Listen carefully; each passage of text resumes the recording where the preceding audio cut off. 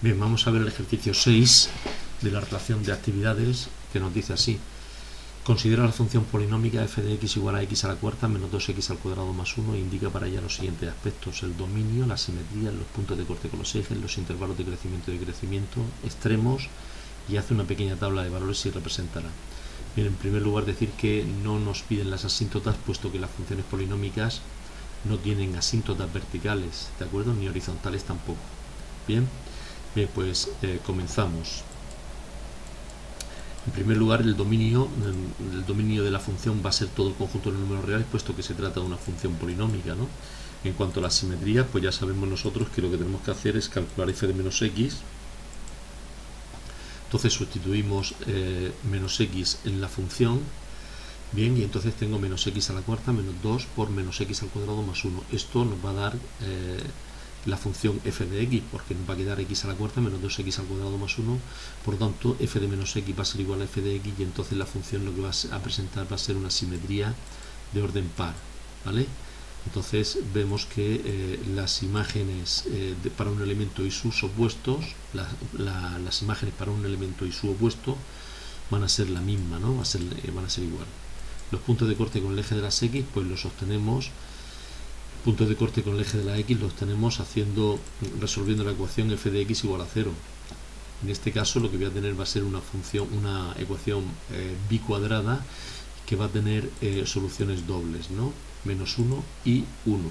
Ya sabemos nosotros que para resolver esa ecuación bicuadrada lo que tengo que hacer es el cambio de variable x al cuadrado igual a t, y al final pues voy a tener solamente esas dos soluciones. No me va a quedar una ecuación cuadrática, una ecuación de segundo grado. Al resolverla voy a tener solamente una solución, t igual a 1, bien, y de aquí vamos a sacar que x al cuadrado es igual a 1, y por lo tanto x es igual a más menos 1, bien, que son las dos soluciones que tenemos aquí, ¿de acuerdo? Bien, seguimos. Entonces, por tanto, vamos a ver que los puntos de corte con el eje de las x son el menos 1, 0 y el 1, 0. Bien, los puntos de corte con el eje de la y, pues ya sabemos que se determinan obteniendo la imagen que tiene la función para el valor de x igual a 0, ¿no? La imagen del 0 mediante la función, ¿de acuerdo? Los intervalos de crecimiento y decrecimiento, ¿dónde los estudiamos? Pues los estudiamos en la primera derivada, ¿no? Bien, entonces calculamos la primera derivada. Como tenemos que es una función de cuarto grado, una función polinómica de cuarto grado, pues su derivada es esta de aquí, ¿veis? Entonces lo que hacemos es igualarla a 0 y determinar dónde la primera derivada es positiva y dónde la primera derivada es negativa. Nosotros sabemos que la función será creciente cuando su primera derivada sea positiva, porque las pendientes de las rectas tangentes en esos puntos pues van a ser positivas, y por lo tanto la función lo que va a estar haciendo es crecer, ¿vale? ¿De acuerdo? Si la función hace una cosa así, pues una pendiente de una recta tangente, ¿vale? En este punto de aquí, pues resulta que esa pendiente de esa recta tangente es positiva, por lo tanto la función lo que está haciendo es crecer, ¿vale? Si la función hace una cosa así, una recta tangente en un punto, en este punto de aquí, pues sería negativa, ¿no? Y entonces lo que hace la función ahí es estar decreciendo, ¿no?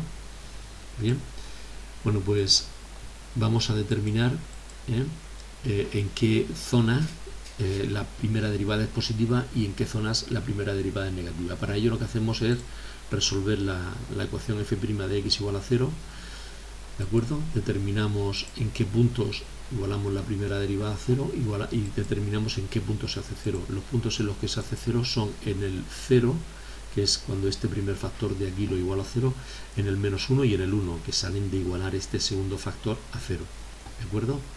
Bien, bueno, pues lo situamos en la recta real y comprobamos el signo que tiene la primera derivada en las zonas en las que ha quedado dividida la recta, ¿no? Bien, hemos visto que los puntos que me hacían 0 la primera derivada eran el menos 1, el 0 y el 1, ¿de acuerdo? Bien, pues desde el menos infinito hasta el menos 1, la primera derivada resulta que es negativa, tiene signo para cualquier valor. Si yo, por ejemplo, cojo el menos 2 y lo meto en la primera derivada, pues veo que sería menos 2 menos 1 menos 3, menos 2 más 1 negativo, y esto es menos por menos más por menos menos, ¿no? Entonces la primera derivada es negativa, por lo tanto ahí la función lo que hace es decrecer, ¿de acuerdo? Desde el menos 1 al 0 la primera derivada es positiva, por tanto lo que hace la función es crecer. Desde el 0 hasta el 1 la primera derivada es negativa, por lo tanto lo que hace la función es decrecer, y del 1 en adelante, del 1 hasta el más infinito, la primera derivada es positiva, por lo tanto la función lo que hace es crecer, ¿de acuerdo?